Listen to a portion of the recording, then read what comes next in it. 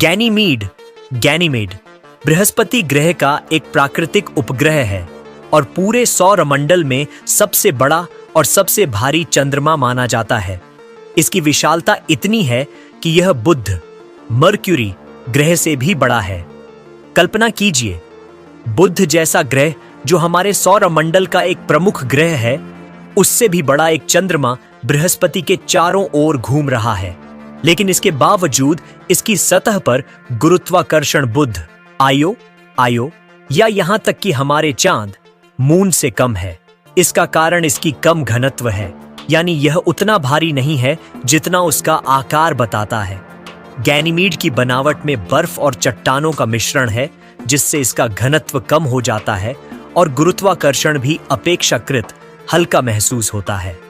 सोचिए, वहां खड़े होकर आप अपने पैरों के नीचे कितना हल्का अनुभव करेंगे, मानो गुरुत्वाकर्षण आपको पूरी ताकत से पकड़ नहीं पा रहा हो। यह चंद्रमा बृहस्पति के चारों ओर लगभग 7 दिनों में एक चक्कर पूरा कर लेता है। इसका मतलब है कि बृहस्पति के पास हर 7वें दिन गैनीमीड अपने रास्ते पर लौट आता है। लेकिन इसकी सबसे रोचक बात यह है कि इसका कक्षीय संबंध अन्य चंद्रमाओं से भी गहराई से जुड़ा है। गैनीमीड यूरोपा और आयो नामक 2 अन्य चंद्रमाओं के साथ एक खास तालमेल में बंधा है। इसे 102.4 का अनुनाद ऑर्बिटल रेजोनेंस कहा जाता है। इसका अर्थ यह है कि जब गैनीमीड एक चक्कर पूरा करता है, यूरोपा 2 चक्कर लगाता है और आयो 4।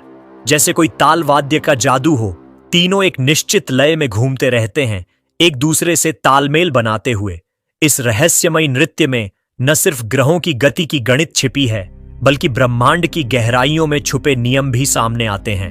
बृहस्पति का यह विशाल चंद्रमा अपने आप में एक अनूठा संसार है, आकार में महान, गुरुत्व में हल्का और कक्षीय संबंध में अत्यंत व्यवस्थित।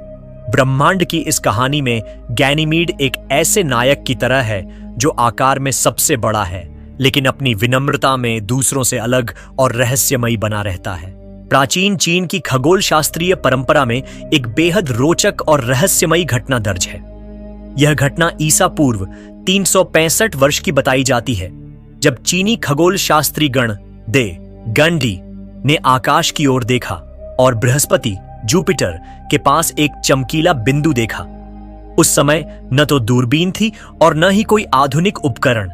फिर भी गणदे ने इतनी सूक्ष्म दृष्टि से निरीक्षण किया कि उन्होंने संभवतः बृहस्पति के एक चंद्रमा, शायद गैनीमीड को नंगी आंख से देख लिया।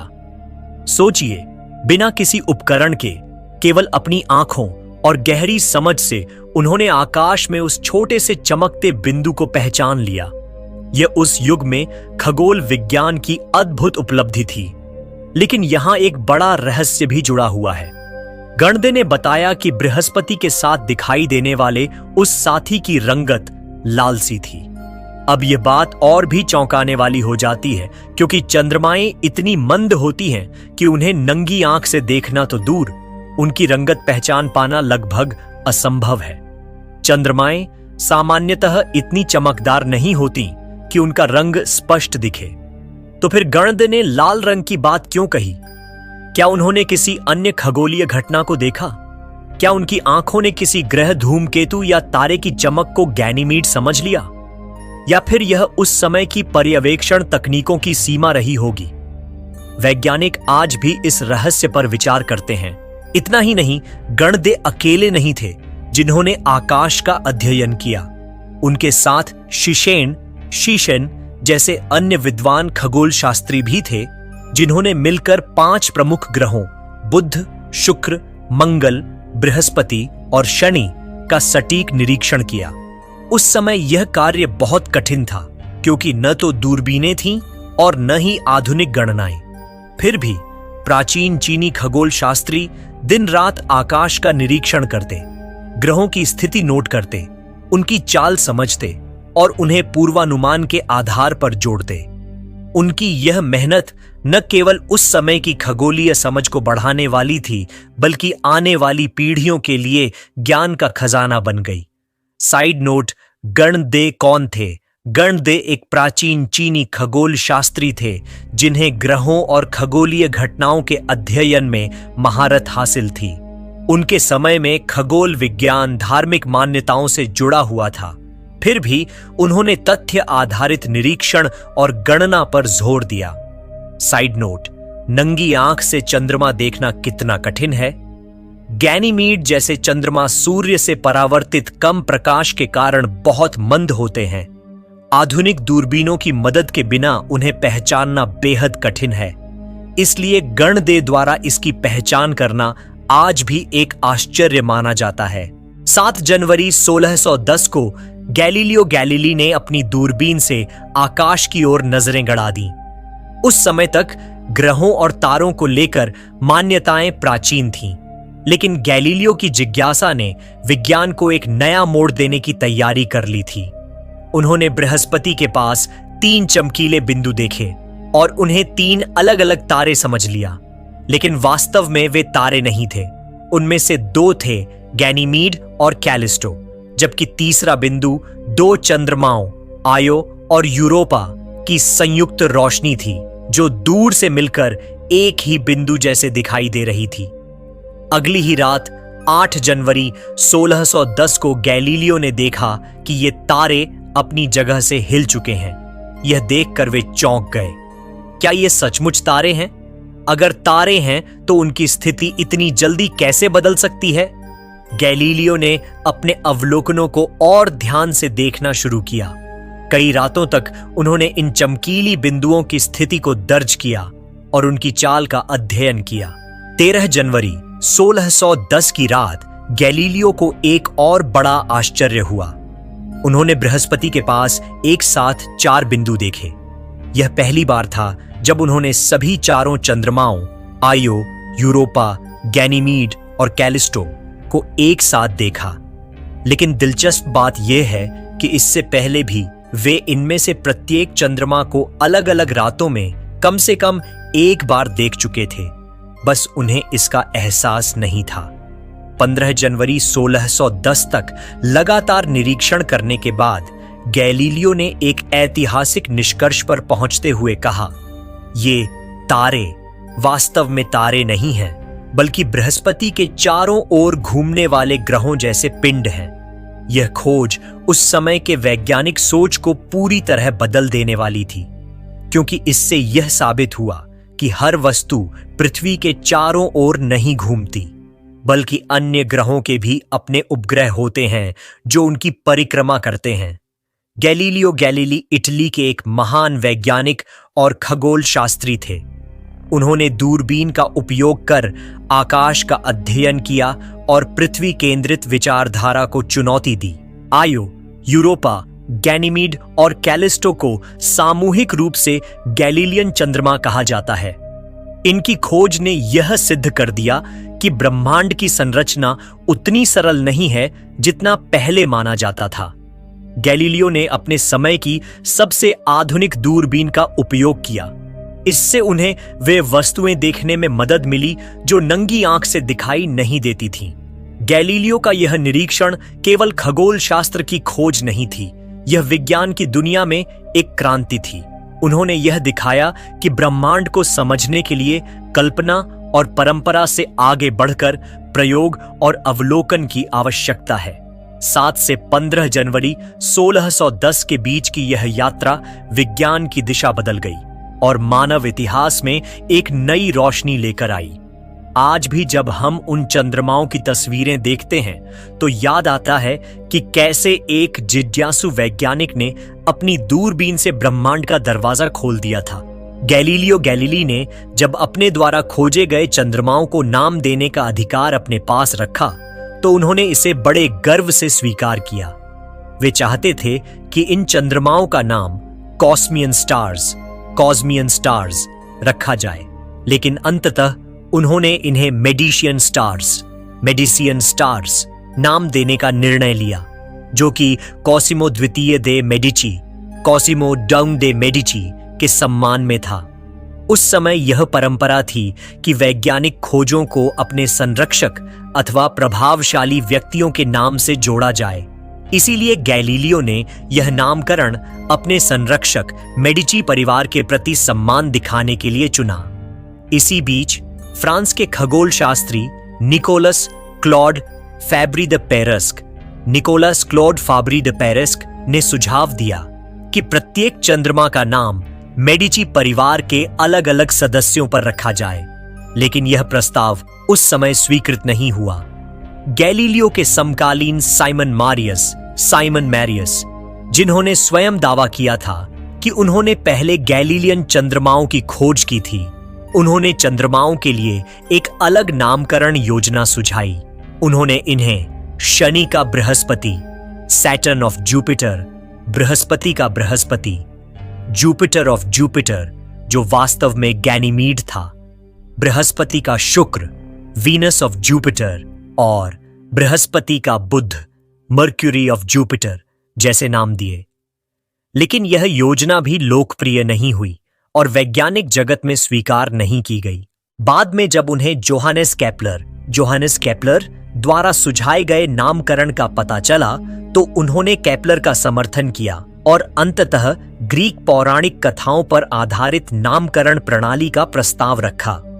यही अंतिम योजना सफल रही और आज हम इन्हीं नामों से इन चंद्रमाओं को जानते हैं। पौराणिक कथाओं में बृहस्पति जुपिटर को उसके अस्थिर प्रेमों के कारण कवियों द्वारा दोषी ठहराया गया है। विशेष रूप से 3 युवतियों का उल्लेख मिलता है जिन्हें बृहस्पति ने छिपकर प्रेम किया। इयो जो नदी इनाचुस की बेटी थी, कैलिस्टो जो लाइकॉन की संतान थी, और यूरोपा जो एजेनोंगर की बेटी थी। इसके अलावा गैनीमीड का भी उल्लेख मिलता है जो ट्रॉस राजा का सुंदर पुत्र था। कहा जाता है कि बृहस्पति ने बाज का रूप लेकर उसे अपने कंधे पर बैठाकर स्वर्ग ले गया, जैसा कि कवि कल्पनाशील ढंग से बताते हैं। इन कथाओं के आधार पर गैलीलियो ने स्वयं विचार किया और कहा कि मैं सोचता हूं कि यदि पहला चंद्रमा इयो कहलाए, दूसरा यूरोपा, तीसरा अपनी चमक और महिमा के कारण गैनीमीड और चौथा कैलिस्टो कहा जाए तो इसमें कोई गलत नहीं होगा। यही नामकरण आगे चलकर प्रचलित हुआ। हालांकि लंबे समय तक ये नाम आम प्रयोग में नहीं आए। मध्य 20वीं सदी तक वैज्ञानिक साहित्य में गैनीमीड को जुपिटर त्रयी के नाम से ही पुकारा जाता रहा, यानी बृहस्पति का तीसरा चंद्रमा। यह रोमन संख्याओं पर आधारित नामकरण प्रणाली गैलीलियो द्वारा शुरू की गई थी। जब शनि के चंद्रमाओं की खोज हुई तो केपलर और मारियस की नामकरण प्रणाली को अपनाकर बृहस्पति के चंद्रमाओं के लिए भी उपयोग किया गया। आज गैनीमीड ही एकमात्र गैलीलियन चंद्रमा है जिसका नाम किसी पुरुष पात्र पर रखा गया है। यूरोपा और कैलिस्टो की तरह वह भी ज्यूस, ग्रीक पौराणिक नाम जो रोमन में बृहस्पति कहलाते हैं, का प्रेमी माना गया है। इस तरह गैनीमीड का नाम न केवल खगोल विज्ञान में बल्कि पौराणिक कथाओं और साहित्य में भी विशेष स्थान रखता है। यह नाम हमें उस युग की वैज्ञानिक जिज्ञासा, सांस्कृतिक प्रभाव और मिथकीय कल्पनाओं का संगम दिखाता है जिसने ब्रह्मांड की समझ को नई दिशा दी। ये गनीमाइड जो जुपिटर का सबसे बड़ा चंद्रमा है, लेकिन इसका नाम जिस पर पड़ा वो कौन था, उसकी कहानी क्या है? गैनीमीड की ग्रीक कहानी एक प्रेम, सौंदर्य और दिव्यता से जुड़ी हुई रोचक कथा जिसे प्राचीन कवियों ने गाया और पीढ़ियों तक सुनाया। बहुत समय पहले ट्रोस नामक राजा का एक बेटा हुआ गैनीमीड। वह असाधारण रूप से सुंदर था। उसका चेहरा चमकते चांद जैसा, आंखें नीली झील जैसी और शरीर की बनावट इतनी अनुपम थी कि देवताओं तक का मन मोहित हो गया। कहते हैं कि जब वह मैदानों में खेलता या अपने साथियों के साथ हंसी मजाक करता तो उसका सौंदर्य देखकर लोग मंत्रमुग्ध हो जाते। ज्यूस जो देवताओं का राजा था और प्रेम, शक्ति और बुद्धि का प्रतीक माना जाता था, उसकी सुंदरता से प्रभावित हो गया। ज्यूस ने सोचा, ऐसा सुंदर युवक स्वर्ग के बीच होना चाहिए, न कि पृथ्वी पर। उसने तुरंत एक योजना बनाई। उसने अपने स्वरूप को बदलकर एक विशाल बाज, ईगल का रूप धारण किया। एक दिन जब गैनीमीड अपने दोस्तों के साथ खेल रहा था, ज्यूस उस रूप में आ पहुंचा। कहते हैं कि ज्यूस ने बिजली की तरह झपट्टा मारा। गैनीमीड को अपनी पीठ पर बिठाया और उसे आकाश की ओर उड़ा ले गया। गैनीमीड चौंक गया, लेकिन ज्यूस की दिव्यता के आगे उसका प्रतिरोध कम हो गया। वह सीधे ओलिंप पर्वत पर पहुंचा, जहां देवता रहते थे। वहां उसे अमर जीवन मिला, कोई मृत्यु नहीं, कोई पीड़ा नहीं। देवताओं ने उसे अपने बीच स्थान दिया, उसे अमृत पिलाया और उसकी सुंदरता का सम्मान किया। कवियों ने लिखा कि ज्यूस ने गैनीमीड को अपने व्यक्तिगत प्याले का वाहक बना दिया। वह देवताओं के लिए पेय परोसता, सभा में सम्मानित होता और स्वर्ग के दरबार का प्रिय सदस्य बन गया। उसकी सुंदरता और स्वर्गारोहण की यह कहानी प्रेम, बल और दिव्यता का प्रतीक बन गई। इसी कारण जब वैज्ञानिकों ने बृहस्पति के चंद्रमाओं को नाम देने का निर्णय लिया, तो गैनीमीड का नाम उसी सुंदर युवक पर रखा गया जिसने ज्यूस के प्रेम और शक्ति का अनुभव किया। यह नाम केवल एक चंद्रमा का नहीं, बल्कि प्रेम, आकर्षण और दिव्य भाग्य की अमर कहानी का प्रतीक बन गया। ग्रीक कथा में गैनीमीड केवल एक सुंदर युवक नहीं, वह स्वर्ग का साथी है, देवताओं का प्याला ढोने वाला है और प्रेम में मग्न देवता ज्यूस का प्रिय है। उसकी कहानी आज भी याद दिलाती है कि सौंदर्य, प्रेम और भाग्य मिलकर मानव कल्पना में अमर हो जाते हैं। इसकी बनावट भी बड़ी दिलचस्प है। इसमें करीब करीब आधा हिस्सा चट्टानों का और आधा हिस्सा पानी या बर्फ का है। मतलब यह चंद्रमा पूरी तरह से पत्थर और पानी से बना है। अंदर इसका ढांचा बहुत अच्छी तरह से बना हुआ है। बीच में लोहे से भरा तरल हिस्सा है जो इसे बाकी चंद्रमाओं से अलग बनाता है। इसी वजह से इसका जड़त्व आघूर्ण सबसे कम है, यानी इसका ज्यादातर वजन बीच में केंद्रित है।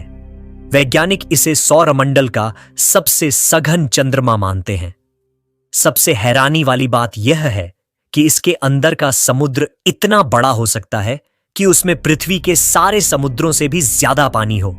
सोचिए, पूरी पृथ्वी के समुद्रों का पानी मिलाकर जितना होगा, उससे भी ज्यादा पानी गैनीमीड के अंदर छिपा हो सकता है। यही वजह है कि वैज्ञानिक सोचते हैं कि शायद यहां जीवन होने की संभावना हो। इसके अलावा गैनीमीड का अपना चुंबकीय क्षेत्र भी है। इसका मतलब है कि इसके अंदर लोहे जैसा पिघला हुआ पदार्थ लगातार हिलता डुलता रहता है, जिससे चुंबकीय ताकत पैदा होती है। बृहस्पति का बहुत बड़ा चुंबकीय क्षेत्र भी इसे प्रभावित करता है, इसलिए इसका चुंबकीय क्षेत्र और खास बन जाता है। गैनीमीड के पास एक बहुत पतला सा ऑक्सीजन वाला वातावरण भी है। इसमें ऑक्सीजन के परमाणु, ऑक्सीजन के अणु और शायद ओजोन जैसी चीजें भी हो सकती हैं।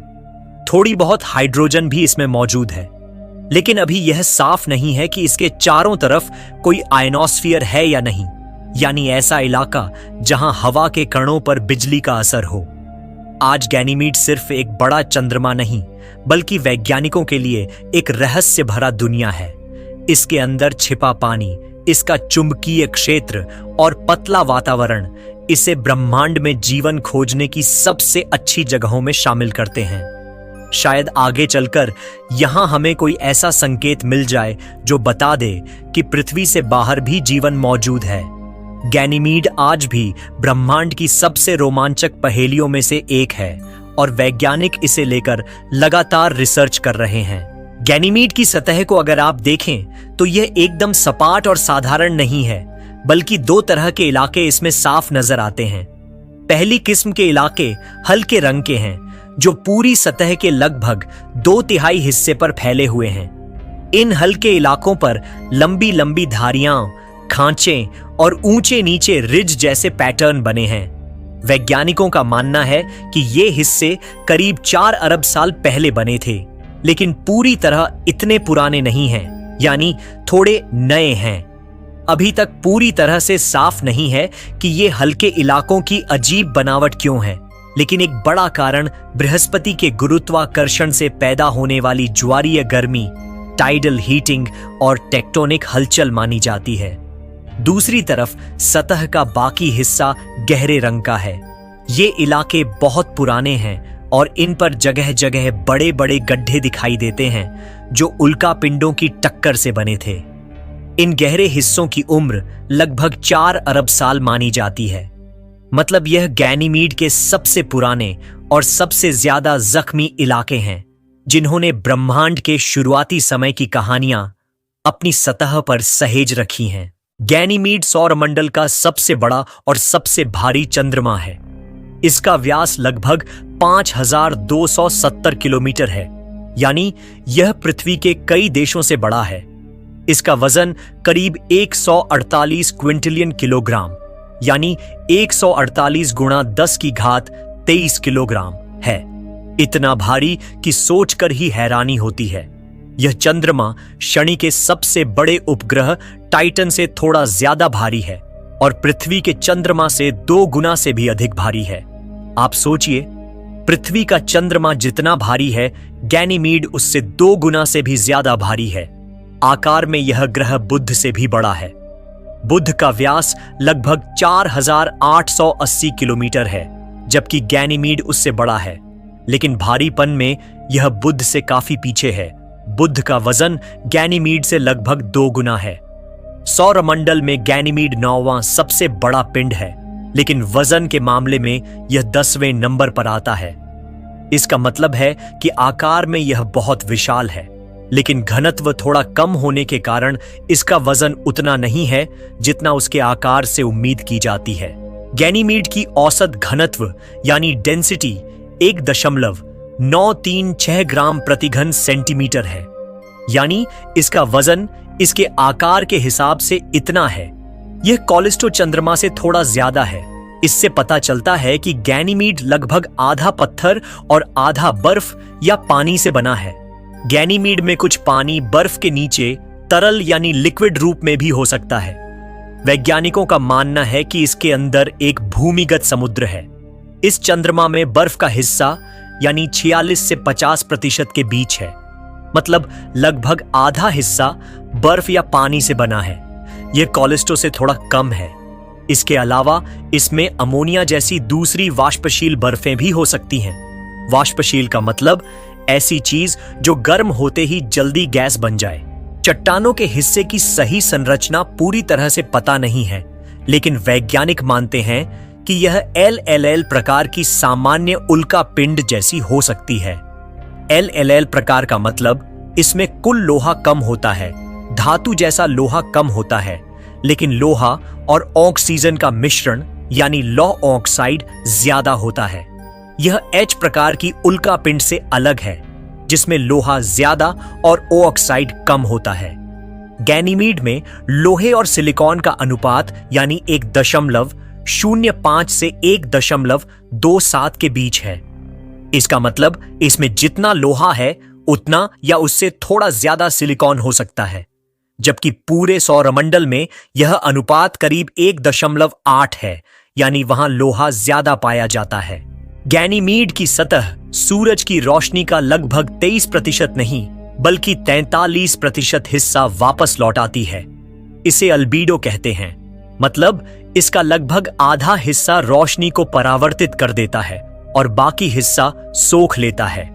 इसके ऊपर की सतह पर बर्फ यानी वाटर आइस हर जगह दिखाई देती है। इसका वजन सतह पर लगभग 50% से लेकर 90% तक हो सकता है, जो कि पूरे गैनीमीड की तुलना में ज्यादा है। वैज्ञानिकों ने पास की अवरक्त किरणों से यानी नियर इंफ्रारेड स्पेक्ट्रोस्कोपी से इसकी सतह पर बर्फ के मजबूत संकेत पाए।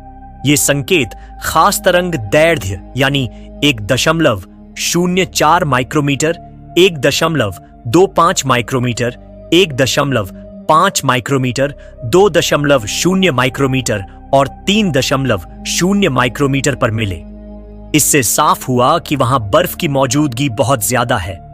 सतह के उजले हिस्से यानी ग्रूव्ड टेरेन में बर्फ ज्यादा है और वह चमकदार दिखाई देता है, जबकि गहरे हिस्से यानी डार्क टेरेन में बर्फ कम है और वहां चट्टानें ज्यादा दिखाई देती हैं।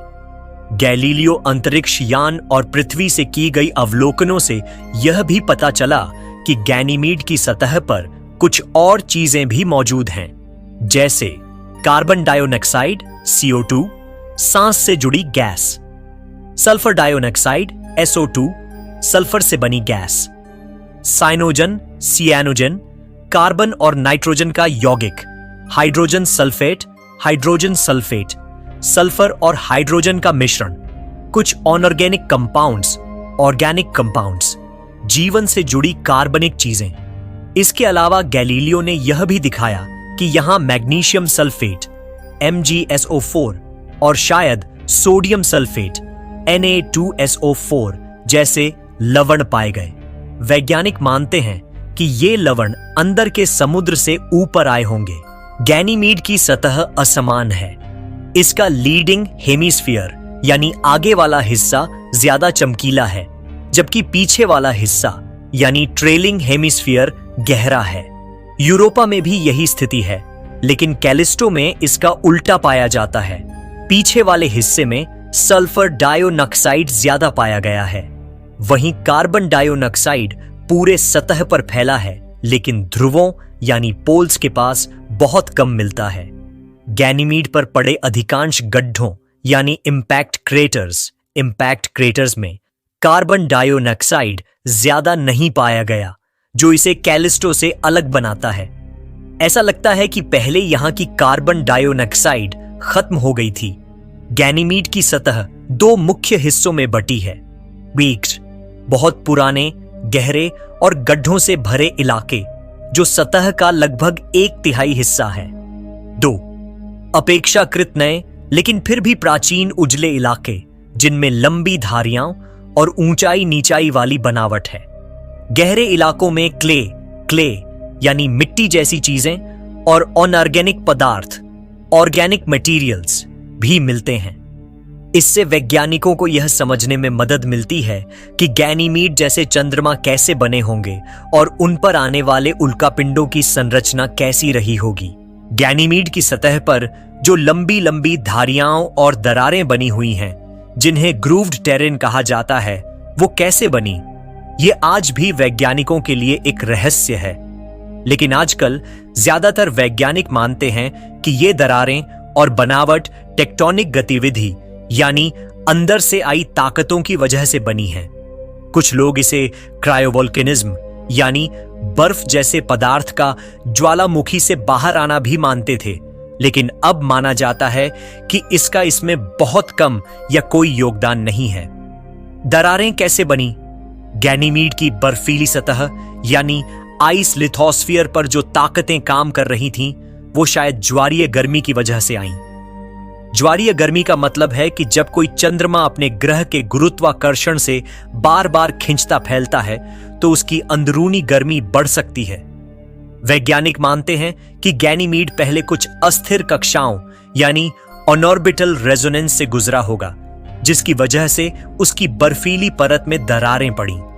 बर्फ के खिंचने से अंदर की गर्मी बढ़ी और सतह पर दरारें, ऊंचाई नीचाई वाली बनावट यानी हॉर्स्ट और ग्रैबेन फॉल्टिंग बन गई।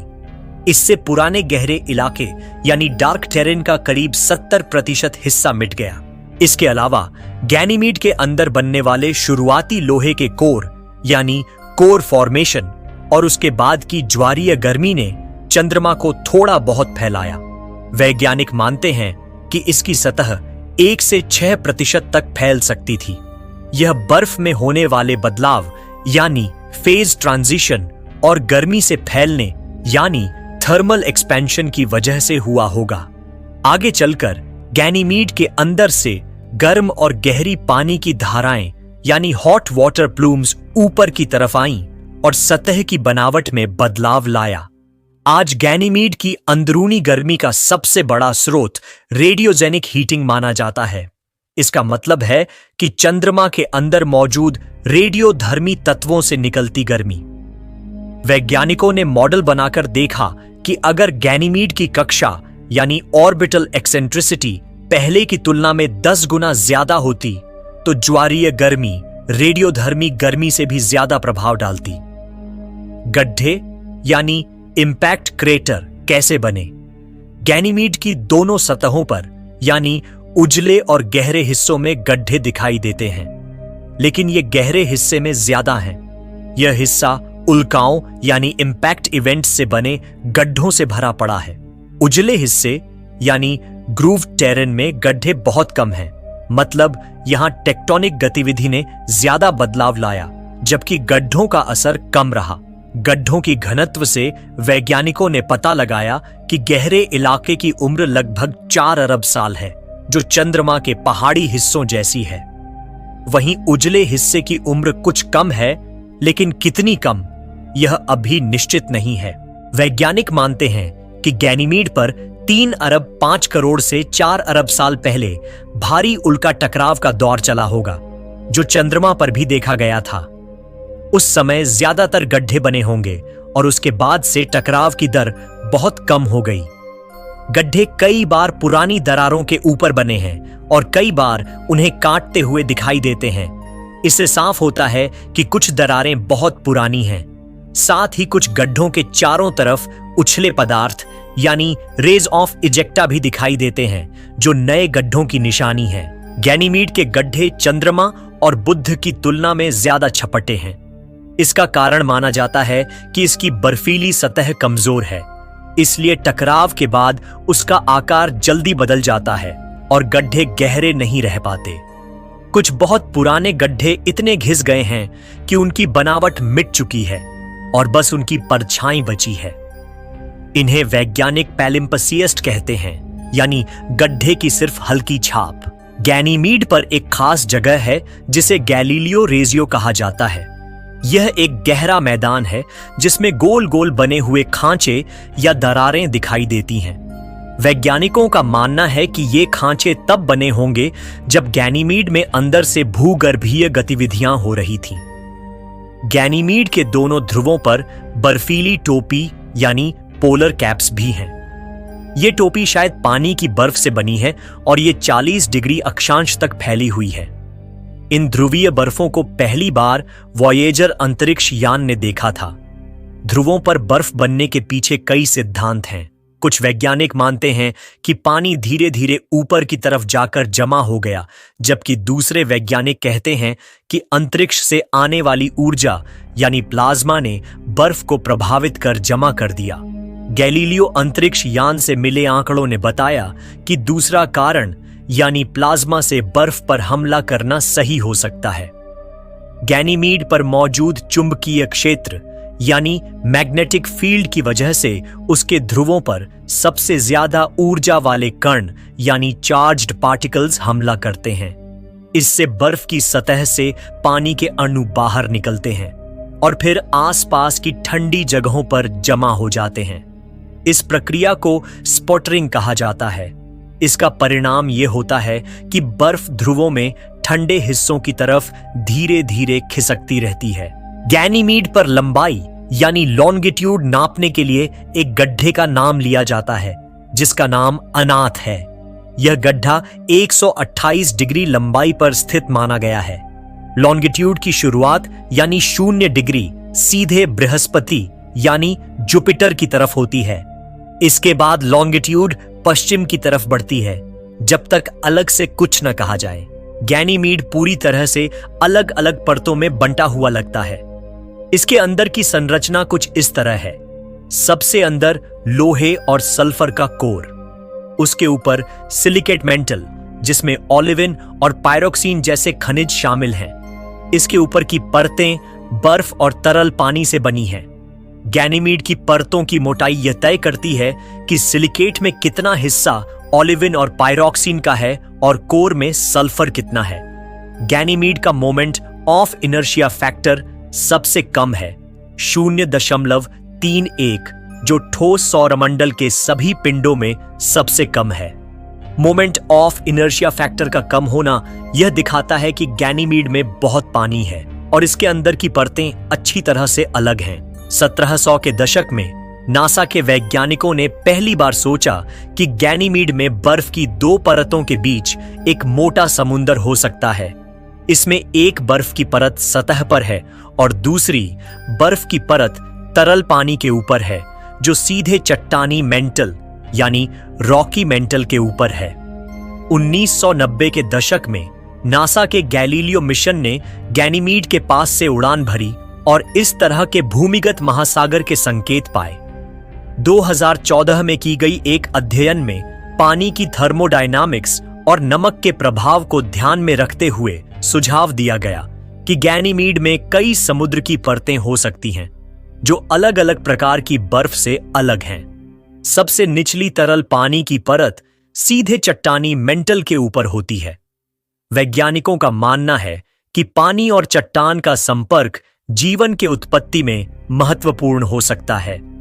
इस अध्ययन में यह भी बताया गया कि महासागर की गहराई लगभग 800 किलोमीटर यानी 800,000 मीटर तक है और इसमें सबसे निचले हिस्से का तापमान सतह के बर्फ पानी के इंटरफेस की तुलना में लगभग 40 केल्विन ज्यादा हो सकता है। मार्च 2015 में वैज्ञानिकों ने हबल स्पेस टेलीस्कोप की मदद से यह मापा कि गैनीमीड की ऑरोरा यानी उत्तर और दक्षिण ध्रुवों की रोशनी कैसे हिलती है।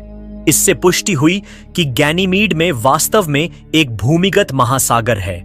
एक बड़ा नमकीन पानी का महासागर गैनीमीड के चुंबकीय क्षेत्र पर असर डालता है और इसके कारण ऑरोरा की गति भी प्रभावित होती है। इन सब प्रमाणों से पता चलता है कि गैनीमीड का महासागर पूरे सौरमंडल में सबसे बड़ा हो सकता है। बाद में जूनो मिशन ने भी इस बात को समर्थन दिया। उसने गैनीमीड की सतह पर कई नमक और यौगिक पाए, जैसे hydrated sodium chloride, ammonium chloride, sodium bicarbonate और संभवतः एलिफैटिक एल्डिहाइड्स। ये यौगिक शायद पुराने महासागर से सतह पर आए हों और ज्यादातर गैनीमीड के निचले अक्षांश यानी लोअर लैटिट्यूड में पाए गए, जो इसके छोटे चुंबकीय क्षेत्र से सुरक्षित हैं। इन खोजों की वजह से वैज्ञानिक अब यह सोचने लगे हैं कि गैनीमीड का महासागर शायद जीवन के लिए अनुकूल हो सकता है। गैनीमीड के अंदर एक तरल कोर है जो मुख्य रूप से लोहा और निकल से बना है।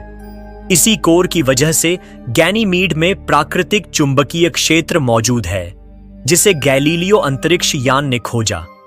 इस कोर में लोहा तरल होने की वजह से उसमें कन्वेक्शन यानी अंदरू अंदर घूमने की प्रक्रिया होती है।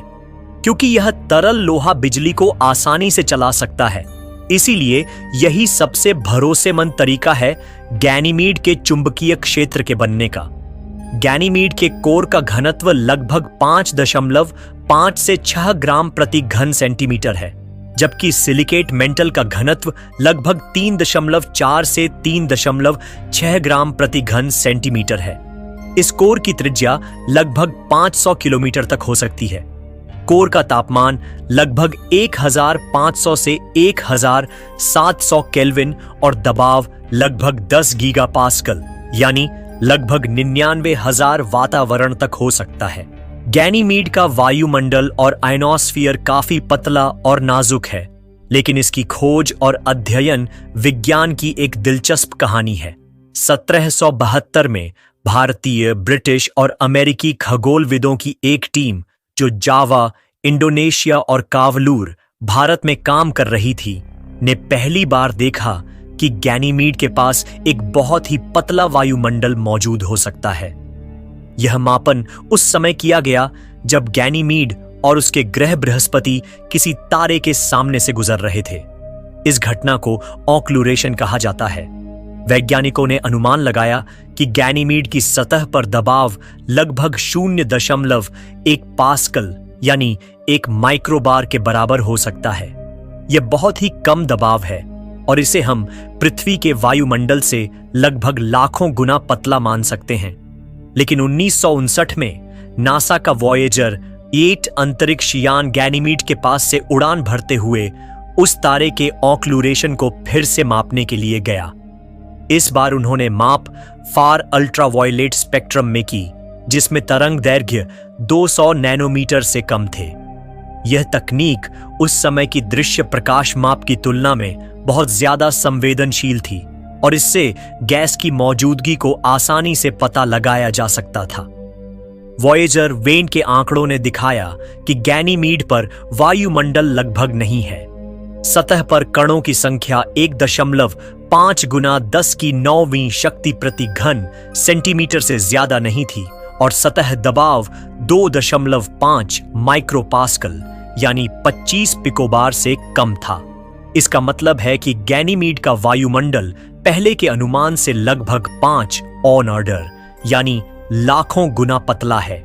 गैनीमीड का आयनोस्फीयर यानी वह परत जिसमें विद्युत आवेशित कण मौजूद होते हैं भी बहुत कमजोर है। इसका मुख्य कारण यह है कि सतह पर वायुमंडल अत्यंत पतला है और सूर्य की पराबैंगनी किरणें सीधे सतह पर पहुंचती हैं।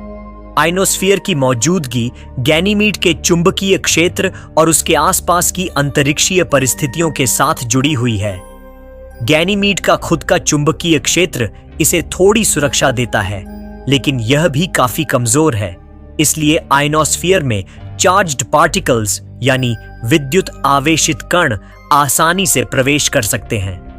गैनीमीड का वायुमंडल मुख्य रूप से ऑक्सीजन पर आधारित हो सकता है, जिसमें शायद ऑक्सीजन के अणु और ऑक्सीजन के आयनों के छोटे हिस्से मौजूद हैं। हालांकि सतह पर गैस इतनी पतली है कि इसे पृथ्वी जैसी गैस की परत के रूप में महसूस करना असंभव है। इसके बावजूद गैनीमीड की इस नाजुक परत और आयनोस्फीयर का अध्ययन वैज्ञानिकों के लिए बेहद महत्वपूर्ण है, क्योंकि यह हमें बताता है कि कैसे गैनीमीड का सतही वातावरण और उसके चुंबकीय क्षेत्र एक दूसरे से प्रभावित होते हैं। वास्तव में गैनीमीड का वायुमंडल और आयनोस्फीयर न केवल इसकी सतह और चुंबकीय क्षेत्र की कहानी बताते हैं, बल्कि यह भी संकेत देते हैं कि यह चंद्रमा कितनी अनोखी अंतरिक्षीय परिस्थितियों में मौजूद है। यह हमें यह समझने में मदद करता है कि सौरमंडल के अन्य पिंडों की तुलना में गैनीमीड का वातावरण कितना कमजोर और संवेदनशील है, और भविष्य में वहां जीवन की संभावनाओं या मानव द्वारा किए जाने वाले अंतरिक्ष मिशनों के लिए यह जानकारी कितनी उपयोगी हो सकती है। गैनीमीड के वायुमंडल और उसके आयनोस्फीयर के अध्ययन में एक और दिलचस्प मोड़ आया 1995 में, जब हबल स्पेस टेलीस्कोप ने गैनीमीड पर बहुत ही पतली ऑक्सीजन की परत यानी एक्सोस्फीयर की उपस्थिति का पता लगाया। यह गैनीमीड के वायुमंडल यूरोपा के समान बहुत पतला था। हबल ने गैनीमीड के वायुमंडल में एयरग्लो देखा, यानी परमाणु ऑक्सीजन द्वारा छोड़ी जाने वाली रोशनी, जो फार अल्ट्रावायलेट तरंग दैर्घ्य 130.4 नैनोमीटर और 135.6 नैनोमीटर पर दिखाई देती थी। यह रोशनी तब पैदा होती है जब मॉलिक्यूलर ऑक्सीजन इलेक्ट्रॉन के प्रभाव से टूटता है। यह संकेत है कि गैनीमीड का वायुमंडल मुख्य रूप से O2 यानी ऑक्सीजन अणुओं से बना है। सतह पर कणों की संख्या लगभग 1.2 से 7 गुना 10 की 8वीं शक्ति प्रति घन सेंटीमीटर के बीच है, और सतह का दबाव लगभग 0.2 से 0.12 माइक्रोपास्कल के बराबर है। यह आंकड़ा वॉयेजर द्वारा 1981 में दिए गए ऊपरी सीमा के साथ मेल खाता है। यह ऑक्सीजन जीवन का संकेत नहीं है। वैज्ञानिकों का मानना है कि यह तब बनता है जब गैनीमीड की सतह पर बर्फ पानी के अणु इलेक्ट्रॉन और विकिरण की वजह से हाइड्रोजन और ऑक्सीजन में टूट जाते हैं। हाइड्रोजन अपने कम आणविक द्रव्यमान की वजह से तेजी से अंतरिक्ष में खो जाता है, जबकि ऑक्सीजन सतह पर रहती है। हबल ने यह भी देखा कि गैनीमीड पर यह एयर ग्लो हर जगह समान नहीं है, जैसे यूरोपा पर देखा गया। इसके बजाय गैनीमीड के उत्तरी और दक्षिणी गोलार्ध में 2 चमकदार स्थान देखे गए, जो लगभग 50 डिग्री अक्षांश पर हैं। ये वही जगह है जहां गैनीमीड के चुंबकीय क्षेत्र की खुली और बंद रेखाएं मिलती हैं। वैज्ञानिकों का मानना है कि ये चमकदार स्थान वास्तव में ध्रुवीय ऑरोरा है, जो प्लाज्मा के वर्षा के कारण बनती हैं और गैनीमीड के चुंबकीय क्षेत्र की खुली रेखाओं के साथ जुड़ी होती हैं। इस खोज से यह स्पष्ट हुआ कि गैनीमीड का वायुमंडल बेहद पतला है, लेकिन इसके साथ ही इसके चुंबकीय क्षेत्र और प्लाज्मा इंटरैक्शन की कहानी भी सामने आई। यह न केवल गैनीमीड की सतह के वातावरण को समझने में मदद करता है, बल्कि यह भी दिखाता है कि पतली ऑक्सीजन की परत और ध्रुवीय ऑरोरा गैनीमीड के अंदरूनी और बाहरी प्रक्रियाओं का एक रोचक संकेत है। गैनीमीड का चुंबकीय क्षेत्र सौरमंडल में चंद्रमाओं में सबसे अनोखा है। इसे हम उस अदृश्य शक्ति के रूप में सोच सकते हैं जो गैनीमीड के अंदर से बाहर निकलती है और उसके चारों ओर एक सुरक्षा का घेरे जैसा बना देती है। इसका अस्तित्व गैनीमीड के तरल लोहे और निकल से बने कोर की वजह से है। कोर के अंदर लोहा और निकल गर्म होकर घूमते हैं और इसी घूमने की प्रक्रिया से गैनीमीड का चुंबकीय क्षेत्र बनता है। इसे वैज्ञानिक डायनामो मॉडल कहते हैं। चुंबकीय क्षेत्र केवल एक सुरक्षा कवच नहीं है, बल्कि यह गैनीमीड की ऑरोरा और वायुमंडल के साथ भी जुड़ा हुआ है। गैनीमीड के ध्रुवों के पास जो चमकदार ऑरोरा दिखते हैं, वे सीधे इसके चुंबकीय क्षेत्र की खुली रेखाओं के कारण बनते हैं। यह क्षेत्र प्लाज्मा कणों को दिशा देता है और ये कण जब गैनीमीड की सतह के पास गिरते हैं तो चमकदार ध्रुवीय रोशनी पैदा करते हैं। गैनीमीड का चुंबकीय क्षेत्र इतना मजबूत है कि यह उसकी पतली ऑक्सीजन वाली परत और आयनोस्फीयर की संरचना को प्रभावित करता है। इसकी वजह से गैनीमीड पर चार्ज्ड पार्टिकल्स यानी इलेक्ट्रॉन्स और प्रोटॉन्स की गति नियंत्रित होती है। चुंबकीय क्षेत्र का यह प्रभाव सतह के कुछ हिस्सों पर और अधिक होता है। इसलिए हबल स्पेस टेलीस्कोप ने देखा कि ऑक्सीजन एयर ग्लो गैनीमीड पर हर जगह समान नहीं है। इसके ध्रुवीय ऑरोरा अक्षांश लगभग 50 डिग्री पर चमकते हैं और ये क्षेत्र चुंबकीय रेखाओं की खुली और बंद व्यवस्था का संकेत देते हैं। गैनीमीड का चुंबकीय क्षेत्र हमें यह भी बताता है कि यह चंद्रमा किस तरह अपने अंदरूनी और बाहरी प्रक्रियाओं से जुड़े हुए है। यह न केवल एक सुरक्षा कवच है, बल्कि इसके माध्यम से वैज्ञानिक गैनीमीड की आयनोस्फीयर, सतही ऑक्सीजन और ध्रुवीय ऑरोरा के बारे में महत्वपूर्ण जानकारी जुटाते हैं। यदि हम अंतरिक्ष यान से गैनीमीड के पास से गुजरते और इसके चुंबकीय क्षेत्र को देख सकते, तो हमें ध्रुवीय क्षेत्र में चमकदार ऑरोरा और सतह के पास उड़ते हुए प्लाज्मा कणों का एक अद्भुत नजारा दिखाई देता। यह चुंबकीय क्षेत्र गैनीमीड को एक जीवंत और सक्रिय अंतरिक्षीय दुनिया की तरह बनाता है, जो लगातार सूर्य और बृहस्पति के प्रभाव में बदलती रहती है। गैनीमीड का रेडिएशन वातावरण एक बेहद रोमांचक और खतरनाक पहलू है, जो इसे सौरमंडल के अन्य चंद्रमाओं से अलग बनाता है। गैनीमीड बृहस्पति के विशाल चुंबकीय क्षेत्र के अंदर स्थित है। बृहस्पति का यह चुंबकीय क्षेत्र लगातार तेज गति से घूमते हुए इलेक्ट्रॉन्स, प्रोटॉन्स और अन्य चार्ज्ड पार्टिकल्स को पकड़ता है। यही पार्टिकल्स गैनीमीड के पास आते हैं और इसकी सतह और आयनोस्फीयर पर लगातार गिरते रहते हैं। इस प्रक्रिया के कारण गैनीमीड का वातावरण और सतह लगातार रेडिएशन के संपर्क में रहती है। यह रेडिएशन मुख्य रूप से उच्च ऊर्जा वाले इलेक्ट्रॉन्स और प्रोटॉन्स का मिश्रण होता है। सतह की बर्फ और चट्टानी क्षेत्रों पर यह रेडिएशन लगातार असर डालती है, जिससे सतह पर केमिकल बदलाव होते हैं। उदाहरण के लिए, बर्फ में मौजूद पानी के अणु रेडिएशन की वजह से टूटकर हाइड्रोजन और ऑक्सीजन में बदल जाते हैं। हाइड्रोजन हल्का होने के कारण जल्दी अंतरिक्ष में उड़ जाता है, जबकि ऑक्सीजन गैनीमीड की पतली ऑक्सीजन परत में शामिल हो जाती है। गैनीमीड के रेडिएशन वातावरण में असमानताएं भी हैं। इसके ध्रुवीय क्षेत्रों पर चुंबकीय क्षेत्र की खुली रेखाओं की वजह से रेडिएशन का प्रभाव थोड़ा कम होता है, जबकि भूमध्य रेखा के आसपास, जहां चुंबकीय क्षेत्र बंद और जटिल है, रेडिएशन सबसे ज्यादा घातक होता है। यही कारण है कि गैनीमीड की सतह पर और ध्रुवीय ऑरोरा के चमकने के पीछे भी रेडिएशन और प्लाज्मा की भूमिका है। वैज्ञानिकों के लिए यह रेडिएशन वातावरण बहुत महत्वपूर्ण है। यह न केवल सतह और वायुमंडल के अध्ययन में मदद करता है, बल्कि भविष्य में गैनीमीड पर अंतरिक्ष मिशन भेजने के लिए सुरक्षा और तकनीकी चुनौतियां भी दिखाता है।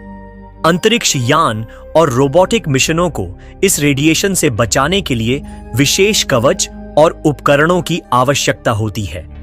गैनीमीड के रेडिएशन वातावरण की वजह से इसका सतही जीवन असंभव सा लगता है, लेकिन यह वैज्ञानिकों के लिए यह समझने का एक महत्वपूर्ण अवसर भी है कि बृहस्पति के चुंबकीय क्षेत्र के अंदर चंद्रमा और उसकी सतह कैसे सक्रिय और बदलती रहती है। गैनीमीड शायद बृहस्पति के चारों ओर बने गैस और धूल के घेरे से बना। इसे बनाने में करीब 10,000 साल लगे। यह समय कॉलिस्टो की तुलना में बहुत छोटा था, क्योंकि कॉलिस्टो बनने में लगभग 1 लाख साल लगा था। गैनीमीड बृहस्पति के करीब बना, इसलिए वहां गैस ज्यादा घनी थी और उसका निर्माण जल्दी हो गया। जल्दी बनने की वजह से अंदर की गर्मी बाहर नहीं निकल पाई। इस गर्मी ने बर्फ को पिघलाया और चट्टानों और बर्फ को अलग किया। भारी चट्टानें बीच में जम गईं और कोर का निर्माण किया, जबकि बर्फ बाहर रह गई। कॉलिस्टो धीरे धीरे बना, इसलिए उसमें गर्मी बाहर निकल गई और बर्फ और चट्टान अलग नहीं हो पाए। यही वजह है कि गैनीमीड और कॉलिस्टो दिखने में अलग हैं, भले ही दोनों का आकार और सामग्री लगभग समान है।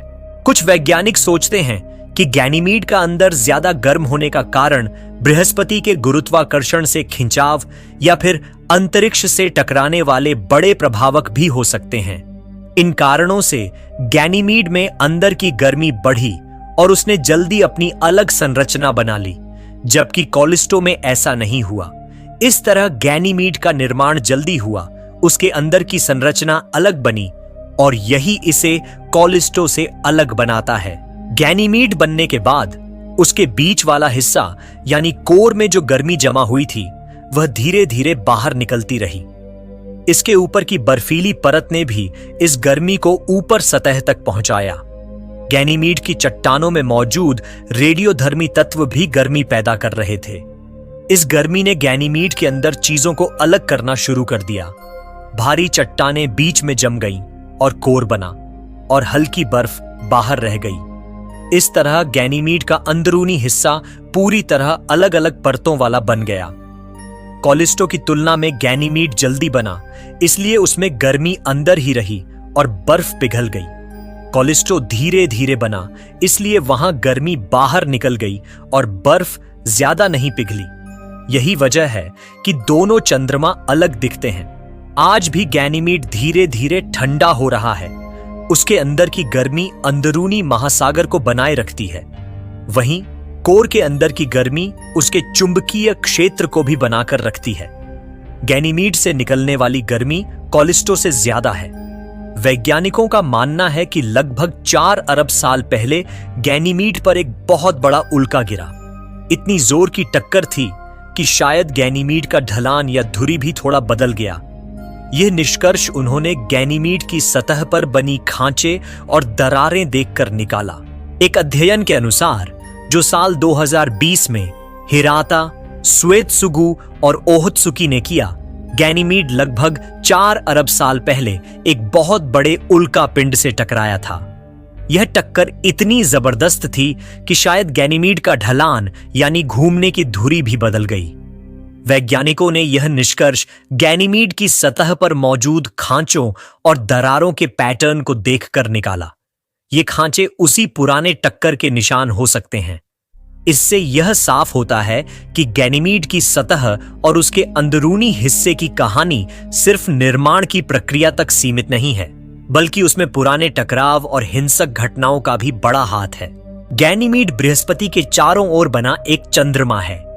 इसे बनाने वाली चीजें, गैस और धूल, सीधे बृहस्पति के गुरुत्वाकर्षण के अंदर थीं।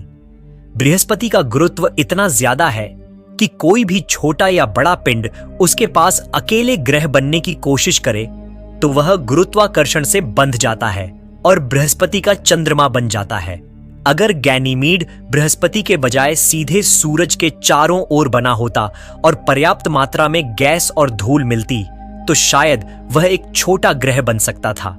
लेकिन बृहस्पति के पास बनने के कारण गैनीमीड हमेशा चंद्रमा ही रहा और इसके आकार और संरचना से यह स्पष्ट होता है कि यह कभी स्वतंत्र ग्रह नहीं बन पाया। साधारण भाषा में कहें, गैनीमीड ने ग्रह बनने की क्षमता खो दी क्योंकि बृहस्पति ने उसे अपनी गिरफ्त में ले लिया। गैनीमीड और शुक्र की तुलना करना एक बहुत रोचक बात है क्योंकि दोनों पूरी तरह अलग दुनिया हैं, फिर भी आकार और बनावट में कुछ चीजें समान हैं। गैनीमीड का व्यास लगभग 5270 किलोमीटर है, जो शुक्र के व्यास 4500 किलोमीटर से थोड़ा बड़ा है। अगर इसे सीधे नजर में देखें तो गैनीमीड आकार में शुक्र से बड़ा है, लेकिन इसका द्रव्यमान यानी कुल वजन शुक्र के लगभग 45% ही है। इसका मतलब यह है कि गैनीमीड में भारी चट्टानें कम हैं और वहां बर्फ और पानी की मात्रा बहुत ज्यादा है, जबकि शुक्र पूरी तरह से चट्टानी और भारी पिंड है। सतह की बात करें तो गैनीमीड की सतह पर आपको पुरानी और नई सतहें मिलेंगी। कुछ जगहें गहरी खांचे और दरारों से भरी हैं, कुछ जगहों पर विशाल क्रेटर बने हैं। इसके अलावा सतह की बर्फ और चट्टानें इसे एक अनोखी बनावट देती हैं, जो इसे देखने में बिल्कुल जीवंत लगती है। वहीं शुक्र की सतह पूरी तरह से चट्टानी और ज्वालामुखीय है। वहां धरती जैसी कोई हल्की बर्फ या पानी नहीं है। वहां की गर्मी इतनी ज्यादा है कि सतह पर जाकर रहना नामुमकिन है और घने बादलों की वजह से सूर्य की रोशनी भी मुश्किल से पहुंचती है। गुरुत्वाकर्षण की तुलना करें तो गैनीमीड का गुरुत्वाकर्षण शुक्र के मुकाबले कम है। इसका मतलब है कि अगर आप गैनीमीड पर खड़े हों तो आपका वजन शुक्र पर होने वाले वजन से कम होगा। यही वजह है कि गैनीमीड पर कूदना और चलना शुक्र की तुलना में आसान होगा। अंदरूनी संरचना की बात करें तो गैनीमीड के पास एक लोहे और सल्फाइड वाला कोर है। उसके ऊपर सिलिकेट की परत है और इसके ऊपर बर्फ और पानी की परत। वैज्ञानिक मानते हैं कि गैनीमीड के अंदर एक विशाल महासागर भी मौजूद हो सकता है, जो इसे सौरमंडल के चंद्रमाओं में अद्वितीय बनाता है। वहीं शुक्र का कोर भी लोहे का है, लेकिन उसमें कोई महासागर नहीं है और उसके अंदर गर्मी और दबाव अधिक होने की वजह से वह पूरी तरह चट्टानी और ज्वलनशील है। वातावरण की तुलना करें तो गैनीमीड का वातावरण बहुत पतला है, जिसमें मुख्य रूप से ऑक्सीजन के कुछ अणु मौजूद हैं। यह वातावरण जीवन के लिए प्रत्यक्ष खतरा नहीं है, लेकिन बहुत कमजोर है और सूर्य की हवा और बृहस्पति के चुंबकीय क्षेत्र के प्रभाव में लगातार बदलता रहता है। वहीं शुक्र का वातावरण बहुत भारी और जहरीला है। वहां कार्बन डाइऑक्साइड का दबाव बहुत अधिक है। साथ ही सतह की गर्मी इतनी ज्यादा है कि पानी तुरंत उबलकर भाप बन जाता है। इसलिए वहां जीवन लगभग असंभव है। गैनीमीड एक बर्फीला, हल्का, विशाल चंद्रमा है, जिसमें अंदर महासागर होने की संभावना है। गुरुत्वाकर्षण कम है और सतह पर खांचे, दरारें और क्रेटर हैं। वहीं शुक्र एक गर्म, भारी और पूरी तरह चट्टानी ग्रह है, जिसमें जीवन के लिए वातावरण और सतह दोनों असंभव हैं। दोनों के बीच का अंतर इतना स्पष्ट है कि यह केवल सतह ही नहीं, बल्कि उनकी अंदरूनी संरचना, गर्मी और सतह की बनावट में भी देखने को मिलता है। इस तरह गैनीमीड और शुक्र की तुलना हमें यह समझाती है कि सौरमंडल में हर ग्रह या चंद्रमा अपनी अलग कहानी कहता है। एक तरफ बर्फ और पानी से भरा गैनीमीड, जो शायद अंदर महासागर रखता है और धीरे धीरे ठंडा हो रहा है, और दूसरी तरफ गर्म और जहरीला शुक्र, जो पूरी तरह से चट्टानी है और सतह पर रहने के लिए खतरनाक है। इन दोनों की तुलना से हमें अंतरिक्ष की विविधता और अलग अलग पिंडों की अनोखी विशेषताओं का अनुभव होता है। गैनीमीड को समझने के लिए कई अंतरिक्ष यानों ने उसके करीब से उड़ान भरी है। सबसे पहले पायनियर 10 और पायनियर 11 ने 1973 और 1974 में गैनीमीड के पास से गुजरते हुए उसके बारे में शुरुआती जानकारी दी। इसके बाद वॉयेजर 1 और वॉयेजर 2 ने 1959 में गैनीमीड के पास से उड़ान भरी और सतह, आकार और उसके वातावरण के बारे में और अधिक डेटा भेजा। सच्ची जानकारी का खजाना तब खुला जब गैलीलियो अंतरिक्ष यान 1996 से 2000 के बीच गैनीमीड के करीब 6 बार से गुजरा। गैलीलियो ने गैनीमीड की सतह, उसकी खांचे और दरारें, बर्फ और पानी की मौजूदगी, चुंबकीय क्षेत्र और अंदरूनी संरचना के बारे में बहुत विस्तार से डेटा भेजा। गैलीलियो की मदद से वैज्ञानिकों ने गैनीमीड के अंदरूनी महासागर की संभावना, उसके कोर और मेंटल की संरचना और इसके चुंबकीय क्षेत्र के रहस्य समझने की दिशा में बहुत बड़ी छलांग लगाई। इसके बाद जूनो अंतरिक्ष यान ने 2059 और 2021 में गैनीमीड के 2 फ्लाई बाय किए। इसने गैनीमीड की सतह पर पाए जाने वाले खनिज, नमक और अन्य रासायनिक तत्वों की पहचान में मदद की। जूनो ने यह भी बताया कि गैनीमीड के सतही और अंदरूनी महासागर में क्या-क्या तत्व मौजूद हो सकते हैं। अब तक किसी भी अंतरिक्ष यान ने गैनीमीड की परिक्रमा नहीं की है, यानी किसी ने उसके चारों ओर चक्कर नहीं लगाए। लेकिन जूस मिशन, जो अप्रैल 2023 में लॉन्च हुआ, इसी उद्देश्य से भेजा गया है। इसका लक्ष्य है गैनीमीड के चारों ओर घूमते हुए और भी गहराई से डेटा इकट्ठा करना। जूस मिशन गैनीमीड के महासागर, उसके चुंबकीय क्षेत्र, सतह की बनावट और बर्फीली परत के रहस्यों को समझने में महत्वपूर्ण भूमिका निभाएगा। साथ ही इन सभी मिशनों की मदद से वैज्ञानिक अब गैनीमीड के बनने की कहानी, उसके अंदरूनी तापमान, सतह की विविधता और बृहस्पति के साथ उसके गुरुत्वीय रिश्ते को बहुत अच्छे से समझ पा रहे हैं। इससे हमें यह भी समझ आता है कि गैनीमीड सिर्फ एक चंद्रमा नहीं, बल्कि सौरमंडल का एक जटिल और रहस्यमय पिंड है, जिसकी खोज अभी पूरी तरह नहीं हुई है। गैनीमीड को समझने के लिए सिर्फ गैलीलियो और जूनो ही नहीं, बल्कि न्यू होराइजन्स अंतरिक्ष यान ने भी उसे देखा। न्यू होराइजन्स ने 2007 में बृहस्पति प्रणाली से गुजरते समय गैनीमीड का अवलोकन किया, जब वह प्लूटो की ओर जा रहा था। हालांकि न्यू होराइजन्स गैनीमीड से बहुत दूर था, लेकिन इसके द्वारा भेजे गए डेटा का उपयोग गैनीमीड की सतह की ऊंचाई नीचाई और उसकी बनावट और रासायनिक संरचना के मानचित्र बनाने में किया गया। जैसे गैलीलियो ने गैनीमीड के पास से कई फ्लाई बाय किए, वैसे ही जूनो अंतरिक्ष यान ने भी बृहस्पति की कक्षा में रहकर गैनीमीड का निरीक्षण किया। 25 दिसंबर 2019 को जूनो ने गैनीमीड का एक दूर से फ्लाई बाय किया, जब वह बृहस्पति के 24वें चक्र में था।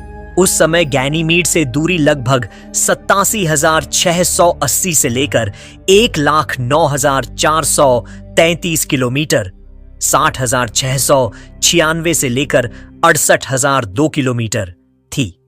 इस फ्लाई बाय से गैनीमीड के ध्रुवीय क्षेत्र की तस्वीरें प्राप्त हुईं।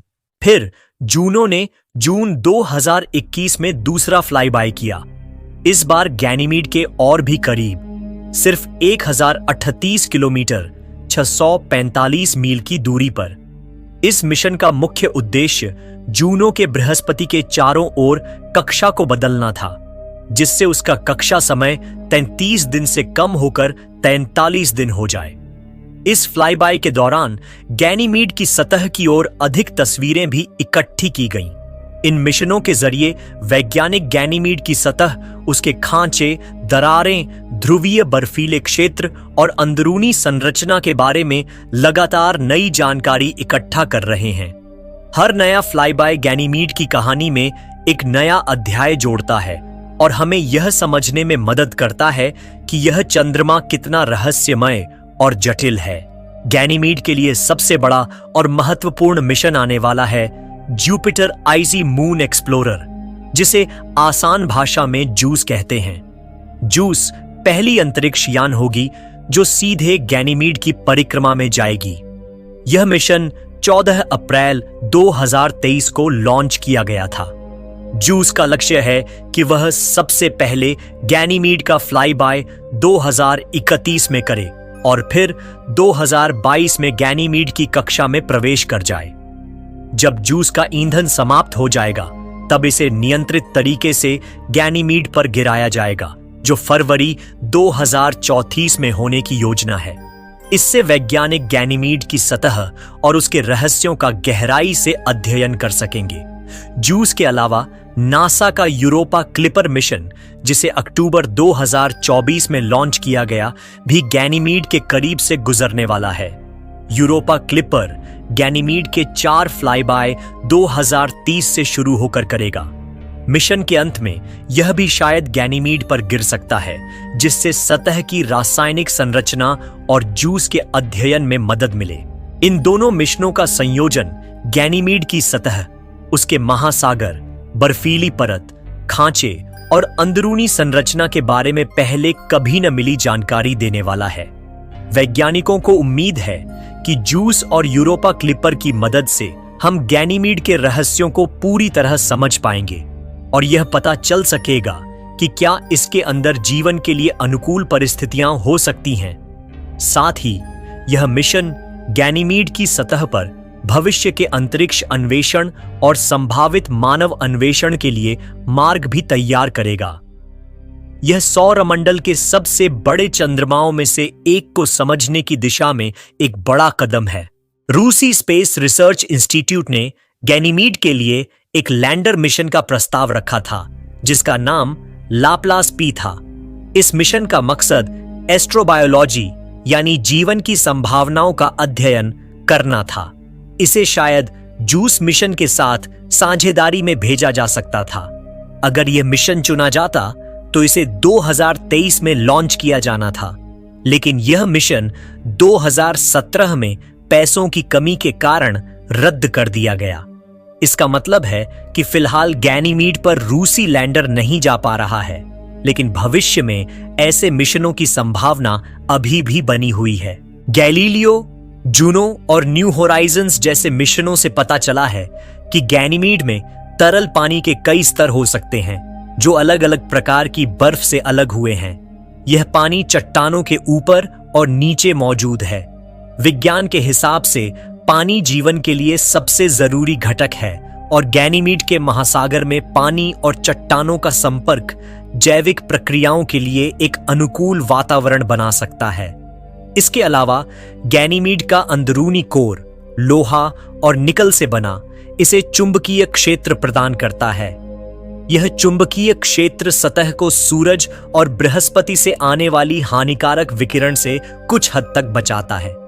इसका मतलब है कि महासागर और बर्फ के नीचे का पानी जीवन के लिए सुरक्षित वातावरण दे सकता है। वैज्ञानिक यह भी मानते हैं कि गैनीमीड की ध्रुवीय बर्फीली परतों और महासागर की रासायनिक संरचना में आवश्यक तत्व जैसे सल्फेट, सोडियम और अमोनियम मौजूद हैं। ये तत्व और गर्म पानी का प्रवाह जीवन के मूलभूत रासायनिक तत्वों के निर्माण के लिए महत्वपूर्ण है। गैनीमीड, बृहस्पति का सबसे बड़ा चंद्रमा, भविष्य में मानव मिशन के लिए वैज्ञानिक दृष्टि से बेहद रोचक है। हालांकि अभी तक कोई मानव वहां नहीं गया है और वहां पहुंचना चुनौतीपूर्ण है, लेकिन कई कारणों से गैनीमीड को अंतरिक्ष अन्वेषण का संभावित लक्ष्य माना जा रहा है। सबसे पहले, गैनीमीड में तरल पानी का अंदरूनी महासागर है। पानी जीवन के लिए जरूरी है और इसे ही प्रमुख कारण माना जाता है कि भविष्य में इंसान यहां अध्ययन और संभावित निवास के लिए जा सकते हैं। इसके अलावा गैनीमीड का भारी चुंबकीय क्षेत्र, जो इसके लोहा और निकल से बने कोर की वजह से है, सतह को बृहस्पति और सूर्य से आने वाली हानिकारक विकिरण से कुछ हद तक बचाता है। इसका मतलब यह है कि मानव मिशन के लिए सुरक्षा का एक अतिरिक्त स्तर मौजूद है। दूसरा, गैनीमीड की सतह पर बर्फ की मोटी परतें और अपेक्षाकृत स्थिर भूगर्भीय संरचना इसे रोबोटिक मिशनों के लिए आसान बनाती हैं। भविष्य में जब तकनीकी रूप से बड़े मानव मिशन संभव होंगे तो गैनीमीड पर बेस स्थापित करना और वहां रिसर्च करना संभव हो सकता है। गैनीमीड का आकार और गुरुत्वाकर्षण मानव मिशन के लिए लाभदायक है। इसका गुरुत्वाकर्षण पृथ्वी के मुकाबले कम है, इसलिए वहां उतरना और वापस अंतरिक्ष में जाना आसान हो सकता है, लेकिन इतना अधिक भी है कि मानव शरीर और उपकरण को स्थिरता मिलती है। अभी तक केवल रोबोटिक मिशन जैसे जूस और यूरोपा क्लिपर गैनीमीड की सतह और महासागर की गहन जांच कर रहे हैं। इनके डेटा से यह समझा जाएगा कि मानव मिशन के लिए किन क्षेत्रों में उतरना सुरक्षित और कारगर होगा। भविष्य में इन मिशनों की जानकारी के आधार पर वैज्ञानिक मानव अन्वेषण मिशन की योजना बना सकते हैं, जिसमें बायोलॉजिकल और भौतिक प्रयोगों के लिए छोटे बेस बनाए जा सकते हैं। गैनीमीड पर मानव मिशन की संभावना इसलिए है क्योंकि वहां तरल पानी, सुरक्षा प्रदान करने वाला चुंबकीय क्षेत्र, स्थिर सतह और तकनीकी रूप से आसान पहुंच जैसी विशेषताएं मौजूद हैं। हालांकि अभी यह चुनौतीपूर्ण है और यह आने वाले दशकों में उच्च तकनीकी मिशनों के माध्यम से ही संभव हो पाएगा। मानो हमारी अंतरिक्ष टीम गैनीमीड के पास पहुंची। हमारी आंखों के सामने बर्फ से ढकी सतह चमक रही थी और दूर दूर तक फैले खांचे और दरारें जैसे किसी प्राचीन कलाकार की कलाकृति हों। जूस और यूरोपा क्लिपर ने पहले ही वहां के महासागर और सतह की गहराइयों के रहस्यों को उजागर किया था, लेकिन अब यह मानव मिशन का समय था। जब पहला मॉड्यूल बर्फीली सतह पर धीरे धीरे उतरता है, पूरे यान में एक सुनसान और शांत तनाव फैल जाता है। जमीन को छूते ही हल्की धूल और बर्फ उठती है, जैसे गैनीमीड हमें अपनी कहानी सुना रही हो। वैज्ञानिक अपने उपकरण चालू करते हैं और तुरंत महासागर की सतह के नीचे छुपे नमक, पानी और रासायनिक तत्वों की जांच शुरू करते हैं। जैसे जैसे हम आगे बढ़ते हैं, ध्रुवीय बर्फ की परतें और महासागर की चमकदार सतह सामने आती है। एक क्षण ऐसा आता है जब गैनीमीड का चुंबकीय क्षेत्र हमारे यान को हल्की कंपन के साथ झकझोरता है। सूरज और बृहस्पति से आने वाली ऊर्जा को महसूस करना कोई डर नहीं, बल्कि रोमांच है। हर कदम पर हमें एहसास होता है कि हम केवल देख नहीं रहे, बल्कि एक नया अध्याय लिख रहे हैं मानव इतिहास में। और फिर वह क्षण आता है। हमारे सेंसर अचानक एक संकेत पकड़ते हैं। महासागर में हलचल, पानी के अंदर ऊर्जा और रसायनों का अद्भुत मिश्रण। यह सब हमें यह एहसास कराता है कि गैनीमीड सिर्फ बर्फ और चट्टानों का चंद्रमा नहीं, बल्कि जीवन की संभावनाओं का दरवाजा है। अंत में जब हमारा यान धीरे धीरे गैनीमीड से उभरता है और अंतरिक्ष की असीमता में वापस लौटता है, सभी वैज्ञानिक और अंतरिक्ष यात्री यह महसूस करते हैं कि हमने इतिहास रचा है। एक शांत लेकिन शक्तिशाली एहसास। यहां इंसानों ने कदम रखा, रहस्य उजागर किए और जीवन की संभावनाओं की नई खिड़की खोली। गैनीमीड का सफर खत्म हुआ, लेकिन इसका रोमांच और खोज कभी खत्म नहीं होगी।